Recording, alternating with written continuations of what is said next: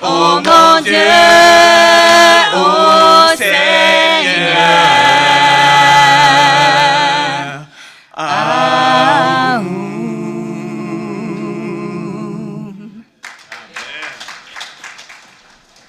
Asseyez-vous, s'il vous plaît. Bon matin, tout le monde. J'aimerais, avant d'aller plus loin, remercier à nouveau Elsa. Elsa, j'étais vraiment touché par ton partage, par ta vulnérabilité. Ça prend du courage pour s'ouvrir sur sa faiblesse, surtout dans notre génération où la compétition, la performance, le paraître sont si importants. C'est un exemple pour chacun d'entre nous. Et je suis certain que tu as touché beaucoup de cœurs, que l'Esprit Saint a travaillé méthodiquement à nous faire réfléchir à nos vies au travers de ton partage. Merci beaucoup. J'espère que vous avez passé une belle semaine. C'est tellement bon de vous voir ce matin. Il semble y avoir un déséquilibre à gauche. Ici, c'est plein, plein, plein. Puis à droite, je ne sais pas si... je sais pas. C'est anglais d'un côté, français de l'autre, c'est ça? Pas vraiment. Pas vraiment. On entend souvent dire qu'au Québec, le hockey, c'est comme une religion. On a le Centre Bell, c'est le temple. Les rituels, c'est l'hymne national, la procession glorieuse des joueurs qui entrent pour se sacrifier pour leur équipe et leurs spectateurs. Le sacrifice touche tout le monde, pas seulement les joueurs. Le prix des billets, 50 $ à 500 $. Le prix du stationnement, le popcorn et les hot dogs bénis par High Grade. Ça coûte cher du popcorn puis des hot dogs sacrés. Et les t-shirts, les autres vêtements à l'enseigne de l'équipe avec le fameux CH.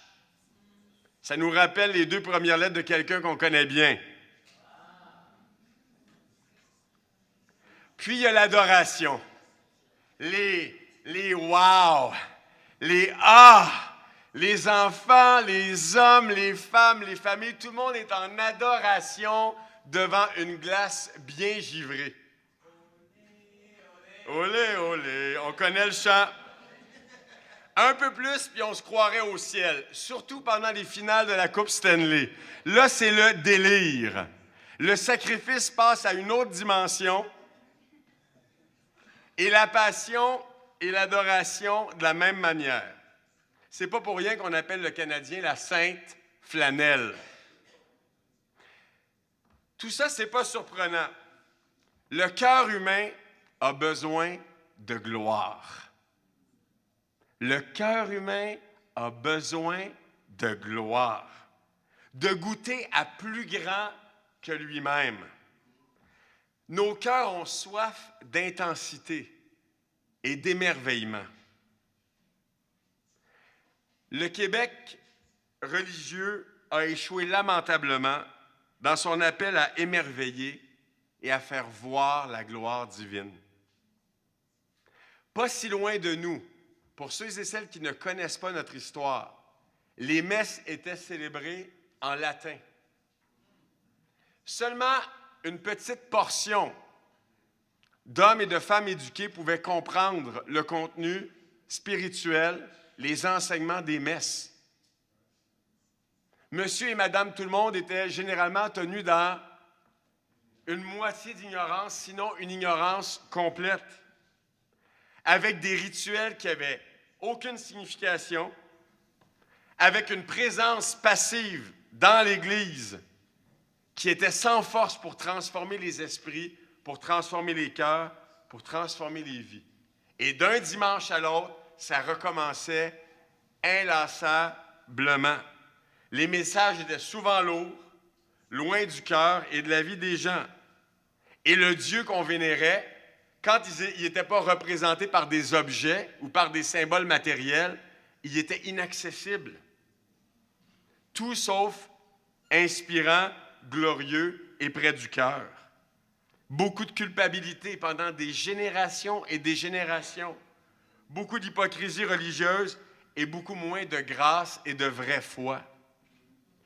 J'ai eu la chance dans mon enfance de goûter un peu à la différence. Alors que le prêtre dans mon église avait une approche beaucoup plus humaine, particulièrement avec les enfants et les adolescents. mais l'Église était toujours aussi amorphe. Et si ce n'était pas des jeunes et des ados pour donner un peu de piquant, l'endroit était mort. Souvent, disproportionné dans sa représentation. Beaucoup de gens plus vieux, peu de jeunes. Je me rappelle qu'à mon âge, à 14 ans, je faisais partie de 2 mains de jeunes dans l'ensemble de mon quartier, Saint-André-Apôtre, dans le nord de la ville, dans Huntsic. J'étais pas assez conscient pour voir la problématique parce que je connaissais rien d'autre. C'est pas surprenant que le peuple québécois ait trouvé dans les exploits et la passion de son sport d'hiver favori une voie pour s'unir et sortir de la routine souvent difficile de leur vie, pour avoir une vision commune, générale, partagée, passionnante. On s'est dit, mieux vaut la gloire sur terre que la misère au ciel. En 1998, j'avais quitté la pratique religieuse depuis l'âge de 15 ans. J'en avais 30, donc 15 ans de religion, 15 ans sans religion. Je me fais inviter à une rencontre chrétienne dans le Vieux-Montréal. J'étais à l'UQAM à l'époque, je venais d'abandonner ma maîtrise en sciences politiques et je rencontre Bruno Tardif qui m'invite. Et grâce à sa persévérance, grâce à ses prières, à son humilité et à l'action de Dieu, je me suis pointé la face un mercredi. Holiday Inn chinois. Tu sais, ça ressemble à une pagode chinoise. Mon premier réflexe, c'était « Qu'est-ce qui se passe ici? Dans quelle langue je vais entendre des choses ce soir? » Et je rentre là, puis je rentre dans la salle et je suis arrivé un peu en retard parce que je coachais le tennis de 5h à 7h. Et la soirée commençait à 7h30. Et je suis arrivé un petit peu en retard. Donc, je me suis assis en arrière.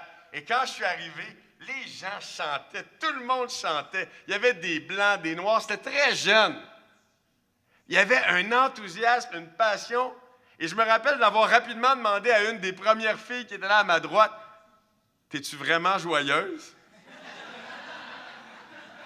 Elle m'a regardé un peu comme surprise dans les yeux, elle m'a dit « Oui, tout à fait. » Et j'étais comme dans un état de choc.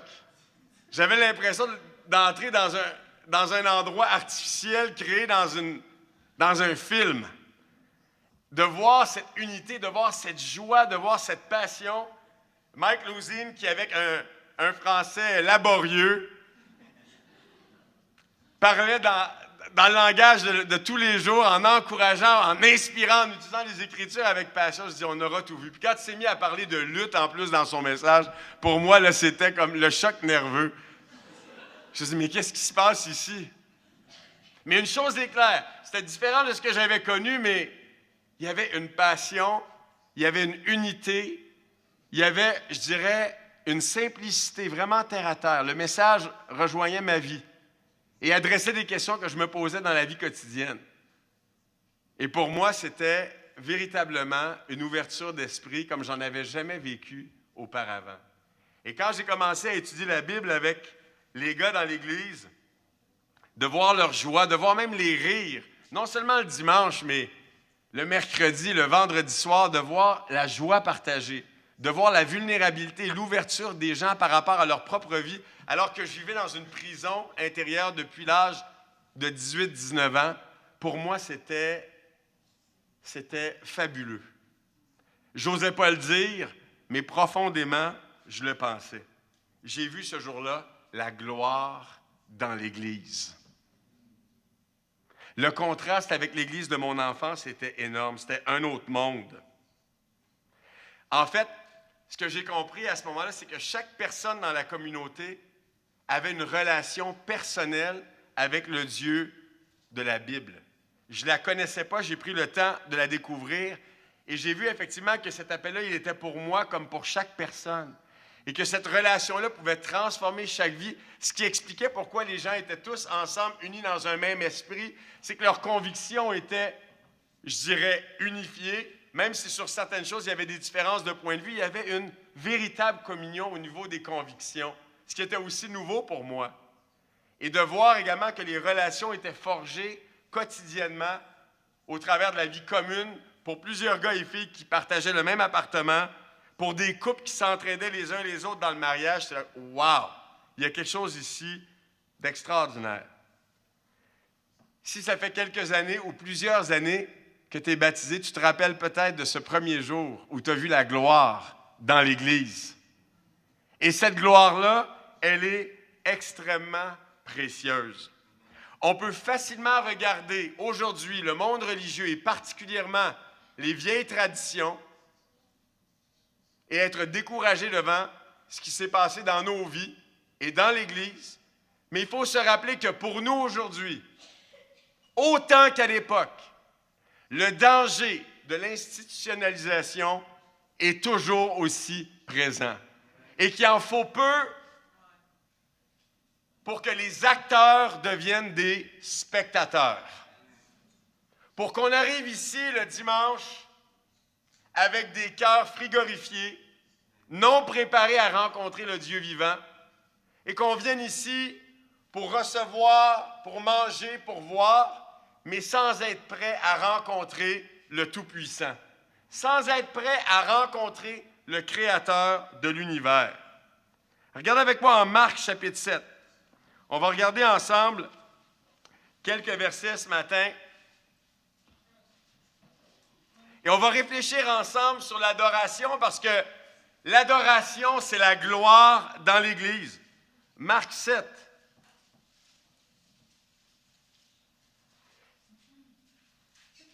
On ne lira pas tout le contexte, mais Jésus est en train d'avoir une discussion avec les pharisiens, avec les religieux de son époque, concernant les rituels de purification. Et Jésus veut leur adresser, en fait, quelque chose d'extrêmement important parce qu'ils ont perdu de vue l'essentiel.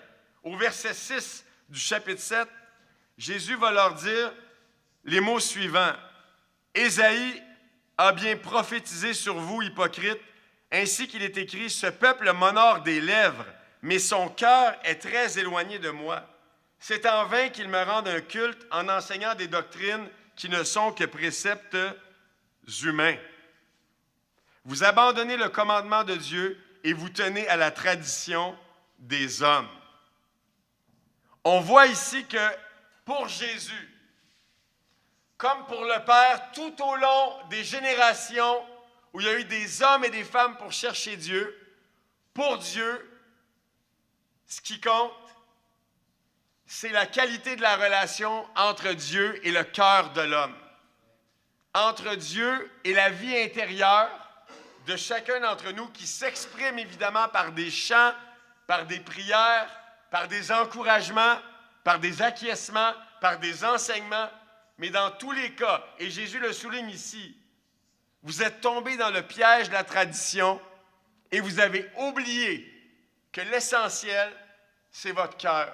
Et un cœur qui est entièrement consacré à Dieu. Mais leur cœur est éloigné de moi. Et on peut comprendre pourquoi. Parce que les siècles peuvent peser beaucoup sur le peuple. Quand on regarde l'histoire dans l'Ancien Testament, c'est incroyable de voir comment d'une génération à l'autre, en l'espace d'à peine 20 ans, une situation pouvait être glorieuse et se détériorer de façon extrêmement abrupte. On pouvait passer du leadership d'un roi incroyable comme celui d'Ézéchias, par exemple, et se retrouver entre les mains de Manassé, qui a échoué lamentablement jusqu'au jour où il s'est réveillé. Et le peuple a dû dealer avec les conséquences d'un leadership pitoyable à cette époque-là. Et parfois, on pense qu'aujourd'hui, c'est différent, mais c'est toujours la même chose. C'est-à-dire que notre relation avec Dieu, elle est toujours à cultiver. En tant que famille spirituelle, on a la responsabilité de constamment garder à vue d'œil nos cœurs et la qualité de notre engagement devant Dieu. Ça prend peu de temps pour que le cœur s'attiédisse et finisse par tomber dans la routine. Est-ce que vous êtes avec moi? Et c'est la raison pour laquelle l'adoration, ce n'est pas seulement une question du dimanche, c'est une question de tous les jours. Lorsque je ne suis pas dans une relation d'adoration, par la méditation, par la prière, par le désir prémédité de poser des actes significatifs de foi, de vivre par la foi pendant la semaine, qu'est-ce qui arrive le dimanche?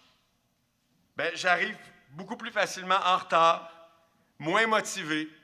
Quand c'est le temps de chanter, ben, je chante pas. Les conversations sont beaucoup plus superficielles parce que mon cœur n'est pas profondément habité par l'Esprit Saint. À la fin du service, ben, comme mon cœur est en surface, ben, c'est terminé, on s'en va à la maison. Et c'est là où, en fait, ce qui est censé être une expérience glorieuse de transformation et d'unité entre les frères et les sœurs, entre les saints, devient quoi? Une visite à l'Église. Est-ce qu'on est des visiteurs ou est-ce qu'on est des adorateurs? Et il ne s'agit pas ce matin d'être critique. Il s'agit plutôt d'être capable de regarder l'Église dans un miroir avec la foi et de dire « Wow, voici où on est, mais voici où on peut aller. » Et ça m'inspire énormément quand je considère les exemples marquants dans l'histoire de la foi au travers de la Bible. Ça ne prend pas grand-chose pour que le peuple passe de la tiédeur à la gloire. Ce matin, juste en chantant ce chant-là avec Alison, je me disais, wow! Si on fait ça là, régulièrement, là, puis qu'on chante ensemble, qu'on apprend ensemble, qu'on s'investit ensemble dans les chants, qu'est-ce qui va se passer? Le gymnase va prendre en feu. Et là, on va être obligé de sortir de la salle. Ce qui serait une bonne chose. Vous êtes d'accord avec moi?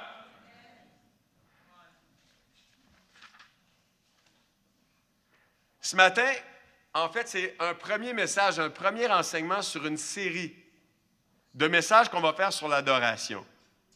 Et le but de ces messages-là, c'est de nous aider à comprendre qu'est-ce que c'est que l'adoration. Et je vous pose la question ce matin, c'est quoi adorer? C'est quoi adorer? Et puisque je vous pose la question, mais c'est vous qui devez répondre à la question. Alors, c'est quoi adorer? Quelqu'un peut répondre à ça? Parce qu'on vient adorer Dieu, on devrait savoir qu'est-ce que ça veut dire. Qu'est-ce que ça veut dire adorer? Il n'y a pas de mauvaise réponse. Oui, Mike? Oui, l'image qui vient en tête, c'est toujours s'agenouiller devant quelqu'un qui est dans notre mot s'humilier pour l'élever. Donc, c'est une chose que je vois. OK. Donc, c'est de prendre la perspective de l'être devant qui on est pour se rappeler qui on est nous-mêmes et lui rendre l'honneur qui lui est dû. Hein? Oui, Anne?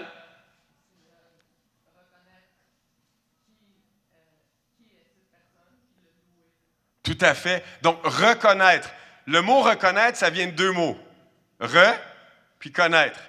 Ça veut dire encore. Et c'est la raison pour laquelle Dieu, on ne peut pas le connaître seulement une fois. Il faut le reconnaître constamment, à chaque semaine, à chaque jour, en fait, pour garder justement la flamme de nos cœurs bien vivante. Charles? J'associe ça à une offrande. Oui. Reconnaître, comme tu disais, reconnaître que c'est lui qui me permet de faire, par exemple, la vaisselle, puis de le faire avec, comme une intention, je veux dire que je suis en train de servir pour ma maison sans la vaisselle, je vais faire ça à Dieu. OK. Donc, adorer, c'est offrir à Dieu, c'est une offrande dans les petites choses comme dans les grandes choses. Oui. Ransford? Donner gloire. Et on pourrait dire concrètement qu'on reconnaît tout ce que Dieu fait dans nos vies et on le remercie pour ça. Effectivement. Oui, bro? Oui, faire des sacrifices. Oui. Donner quelque chose de cher. OK. Donc, adorer, c'est aussi s'offrir, c'est sacrifier. Pourquoi? Pourquoi on devrait sacrifier du meilleur de nous-mêmes, que ce soit en temps, en argent, en énergie, en émotion? Pourquoi? Pourquoi on devrait sacrifier? Pourquoi l'adoration, c'est un sacrifice? C'est parce qu'on veut, on veut se lyncher, on veut se faire mal? Évidemment. Vanessa? Oui.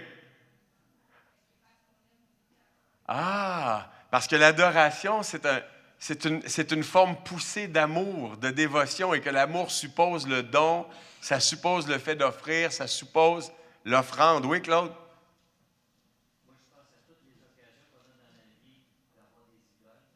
Ça me permet de mieux comprendre ce que devrait être l'adoration.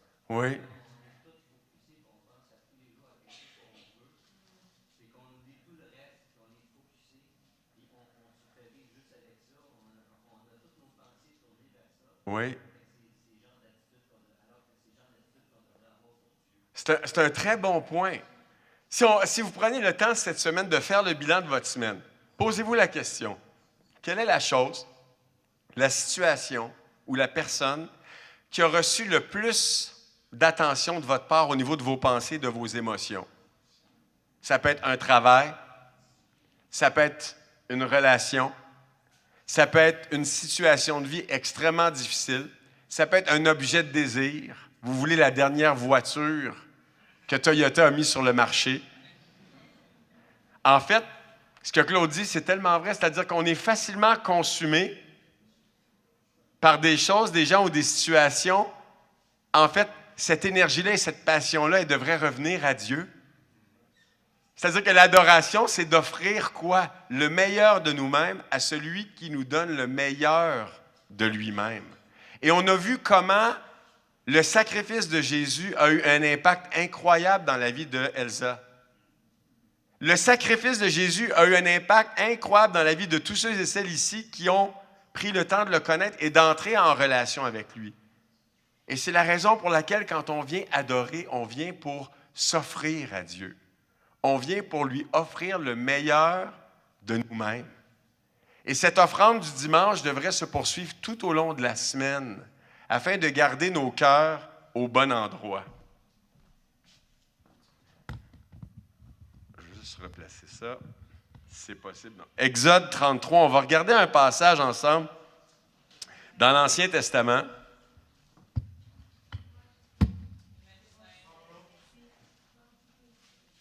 Donc, Exode 33. C'est une histoire qui est incroyable. On la lit et on est stupéfait devant l'histoire de Moïse. On peut comprendre pourquoi les gens aujourd'hui ont de la difficulté à croire que ces événements-là se sont vraiment passés. Parce que quand on lit l'histoire de Moïse, c'est hallucinant. Pensez-y un instant, un homme qui, avec son ami Aaron, s'en va délivrer un peuple de quoi? 1,5-2 millions d'êtres humains dans une terre. C'est incroyable. Exode 33, versets 17 à 23. C'est quoi adorer? On va voir ici la réaction de Moïse après avoir vécu l'histoire du veau d'or. Il est découragé. La situation a été extrêmement intense pour lui. Il a dû faire face à l'idolâtrie du peuple. Le peuple est dans le désarroi et Moïse est devant sa vie et sa responsabilité et doit probablement trembler dans tout son être. Et au verset 17, 33, verset 17, Dieu dit à Moïse, « J'accomplirai aussi cette parole que tu as prononcée, car tu as obtenu ma faveur, et je te connais par ton nom. » Moïse dit, « Fais-moi voir ta gloire. » L'Éternel répondit, « Je ferai passer devant ta face toute ma bonté, et je proclamerai devant toi le nom de l'Éternel. Je fais grâce à qui je fais grâce, et j'ai compassion de qui j'ai compassion. » Il ajouta, « Tu ne pourras pas voir ma face, car l'homme ne peut me voir et vivre. » L'Éternel dit, « Voici un endroit très près de moi, tu te tiendras sur le rocher. Quand ma gloire passera, je te mettrai dans un creux du rocher et je te couvrirai de ma main jusqu'à ce que j'aie passé. Puis je retirerai ma main et tu me verras par derrière, mais ma face ne pourra pas être vue. » Quelle histoire incroyable! Pourquoi Moïse avait tant besoin de voir la gloire de Dieu? Est-ce que c'était un caprice? Assurément que non. Moïse voulait avoir une relation personnelle vraiment intime avec celui qui pourtant lui avait montré les miracles et les prodiges les plus incroyables que les yeux d'un homme aient pu voir dans sa vie.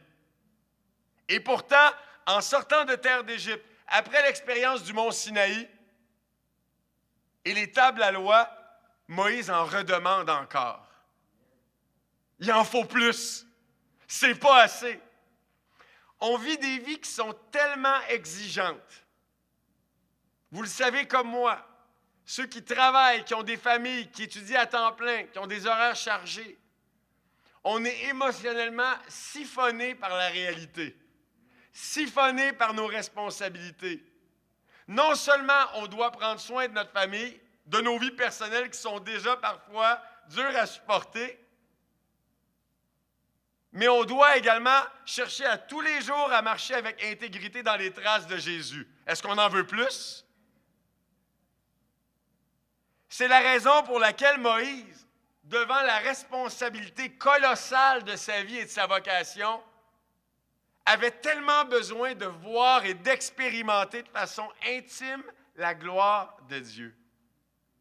Et quand on se rencontre ensemble, que ce soit le dimanche matin, le mercredi soir en mi-semaine, les vendredis quand le campus se rencontre ou quand les professionnels se rencontrent, et même à la maison, à la table avec les enfants, on a besoin encore et encore de voir Dieu. Lorsqu'on chante le chant « Ouvre les yeux de mon cœur, Père », vous la connaissez cette chanson-là? Magnifique. « Ouvre les yeux de mon cœur, Père ». Ouvre les yeux de mon cœur, je désire te voir. Je désire te voir. C'est une chanson magnifique. Et c'est une chanson qui rend compte justement du désir de nos cœurs, de plonger dans l'invisible pour voir et goûter la lumière de Dieu, sa paix, sa joie, sa bonté, se rappeler son action dans nos vies pour se rappeler qu'on a tellement besoin de lui encore et encore et encore. Et en tant que peuple de Dieu, en tant que famille de Dieu, on a besoin d'arriver ici préparés justement à rencontrer le Tout-Puissant. On a besoin d'arriver ici préparés d'avance à se rencontrer les uns les autres et de voir la gloire de Dieu au travers des sourires, de la chaleur, de la tendresse de mon frère et de ma sœur. Quand je vois le sourire de Vincent par les temps qui courent, je suis obnubilé par l'action de l'Esprit. Non seulement avec son nouveau sourire, mais avec la joie qui l'habite. Lorsque je vois Javier Pinzon, toujours souriant, j'ai beau avoir une semaine difficile, Javier, tu me fais sourire. Tu mets de la joie dans mon cœur. Et je sais que cette joie-là, tu la prends en haut. Ben, ta femme aussi un peu, mais... Donc, en haut puis à droite. On a tellement besoin les uns des autres et on a tellement besoin de partager cette gloire-là les uns avec les autres.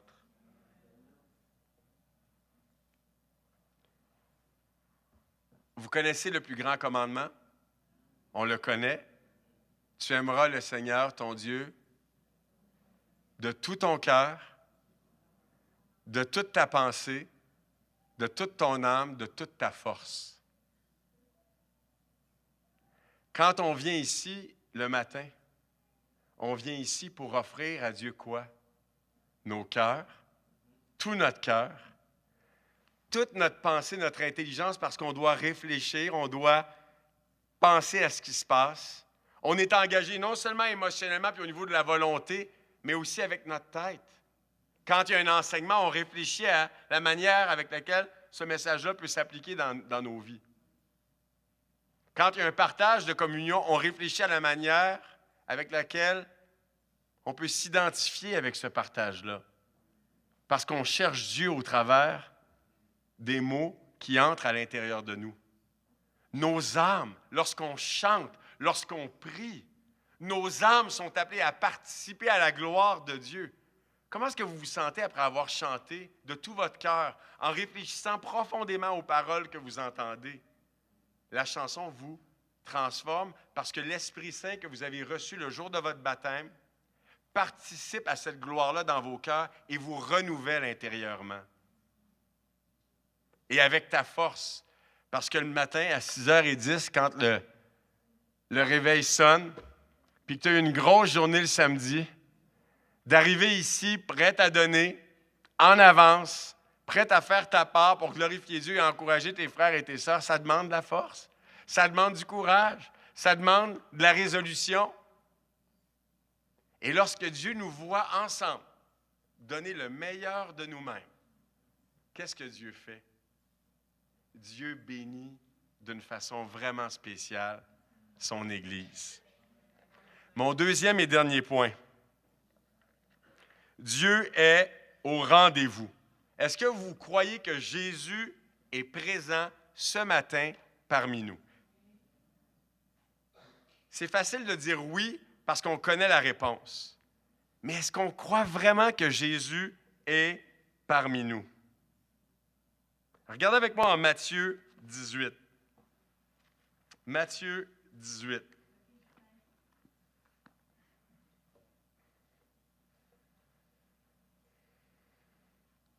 On connaît tous ce passage-là.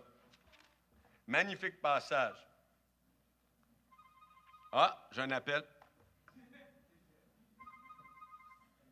Oui, allô? Le Père Céleste. C'est le Père Céleste. Oui, ça va bien. Oui, je suis arrivé préparé. Préparé pour, pour te parler, pour te dire merci. Mais là, je ne sais pas quoi dire. Matthieu 18, c'est ce que Matthieu 18 nous dit. Matthieu 18, on le lit ensemble, verset 19. En vérité, je vous dis encore que si 2 d'entre vous s'accordent sur la terre pour demander quoi que ce soit, cela leur sera donné par mon Père qui est dans les cieux. Car là où 2 ou 3 sont assemblés en mon nom, je suis au milieu d'eux. Si Dieu t'appelait ce matin sur ton cellulaire pour te demander « Comment vas-tu, mon fils, ma fille? » Est-ce que tu es bien prêt ou prête à me rencontrer? Est-ce que tu as purifié ton cœur? Est-ce que ton cœur est pur ou est-ce que tu as accumulé des choses? Est-ce que tu es excité, ivre de me rencontrer? Est-ce que tu as soif de ma parole? Assurément, on sait que Dieu aimerait non seulement entendre un oui de notre part, mais de le voir profondément inscrit dans nos cœurs. Et on voit partout dans l'Ancien Testament et dans le Nouveau Testament le désir de Dieu de faire de son Église son épouse. C'est-à-dire de la préparer pour le grand jour de la rencontre. La Bible nous promet une chose, si on est fidèle, sanctifié et uni dans l'amour, que le jour vient où on va être ressuscité d'entre les morts et où Dieu va nous amener par sa puissance souveraine dans le ciel. On va s'élever ensemble dans les lieux célestes pour commencer, ou plutôt continuer, l'éternité ensemble. Et ça, c'est assurément une promesse qui mérite une grande réflexion de notre part lorsqu'on vient ici adorer Dieu le dimanche matin, parce qu'on prépare ensemble ce grand jour. Dieu est présent et désire se manifester dans nos cœurs et dans nos vies. Non seulement le dimanche, mais à tous les jours de la semaine. Et dans les prochaines semaines, on va apprendre ensemble à adorer mieux et surtout à rencontrer de façon vraiment intime et glorieuse ce Dieu qui nous aime. Je vous souhaite de passer une excellente semaine. Merci pour votre attention.